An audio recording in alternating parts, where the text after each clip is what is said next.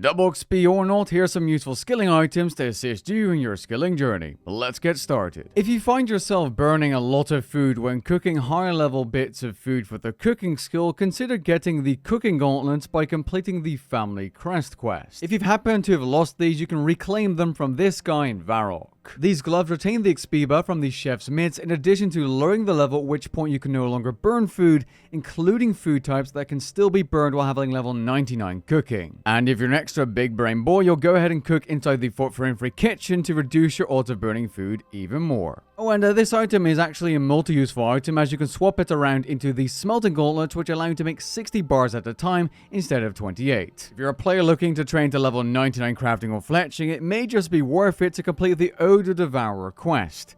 The reason being is you unlock an amulet that gives you a plus 3% base boost to both crafting and fletching. This is literally half of a skilling outfit in said skill, and it adds on top of those bonuses as well. Now you can upgrade this amulet to either an amulet of Artisan's offerings or an amulet of Fletcher's offerings, which provide a 10% bonus XP buff in crafting or fletching. The only downside is that the upgraded amulet does have 1000 charges. It's worth noting you can reclaim additional amulets of this type by speaking to Ixalan outside of the Sanctum of Rebirth. Invention is a powerhouse of a skill, and there are so many good perk combinations to have. While making these perks and trying to get the absolute best perks, you might get some okayish perks that you want to save for now or put on some kind of budget setup later. Or you might just have gotten the best perk ever, but you don't have the weapon to put it on just yet. Remember, the equipment separator requires your item level to be level 15 and above. In that case, you'd want to store these perks not on your bank, but in a gizmo bag, which then again can be placed on your bank. Between level 75 and 118 eventually, you can create a small, medium, and large gizmo bag. The small one holds 10 gizmos, medium 15, and large 20 whole gizmos. So all in all, a fantastic way to keep all your gizmos in one place and save bank space. The next item is useful for a variety of uses, but more so if you aren't as deep into Runescape and its unlocks just yet.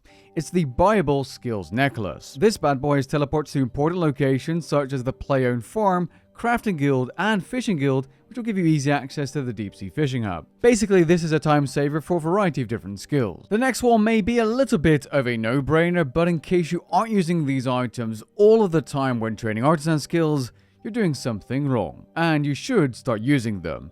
They are, of course, the portable skilling station. These, with the exception of the sawmill and injector, which work a little bit differently, will give you 10% increased experience and have a 10% chance to save resources when crafting on them. This is a boost you should always use to your advantage because it's a massive time and money saver. While you can buy or obtain these yourself, you can also leech off of other players in popular skilling hotspots in crowded worlds such as World 84 Fort Free. In these places, portables are placed and extended pretty much 24/7. On the topic of portables, I can't continue without mentioning an item that literally doubles the effectiveness of the resource saving effect of these portable skilling stations, and that is the Brooch of the Gods. While this item does cost nearly 130 mil, it has a couple of benefits, including that resource saving buff to the portables. It buffs multiple skills, including distractions and diversions. It can store up to 1000 urns and effigies of any type, and it has a random chance of spawning a divine blessing, which when interacted with, similar to a Seren Spirit, will give you some invention components. Pretty good if you ask me. Whenever you're training a skill, make sure you check if there's any invisible level boosting familiars available to improve your overall training efficiency.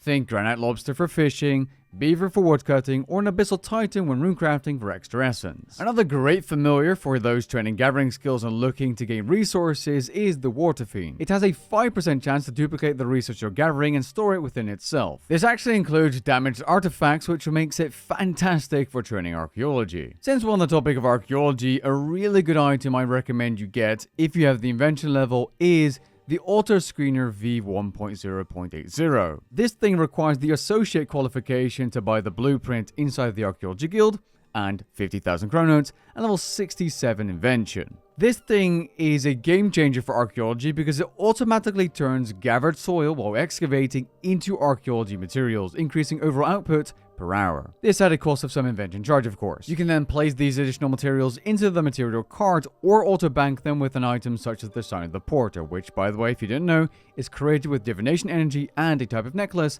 and auto-banks items. It does cost a little, but it does make training significantly more AFK. Now, Signs of the Porter are expensive, and that's when training gathering skills that maybe aren't as profitable, such as mining, players will use something called an ore box. Chances are you've probably already heard of what the ore box is and how it works. But did you know wood boxes also exist for woodcutting? These boxes, created unsurprisingly with a bunch of logs, can store logs, and even more logs if your woodcutting level is higher. Building the Grove inside Fort Free also allows you to store additional items in a wood box, including birds' nests and wood spirits. The final item of this video is relatively new, somewhat niche, but it still has its uses. It's called Leela's Favor, and it's unlocked by completing Pharaoh's Folly. A quest, that is.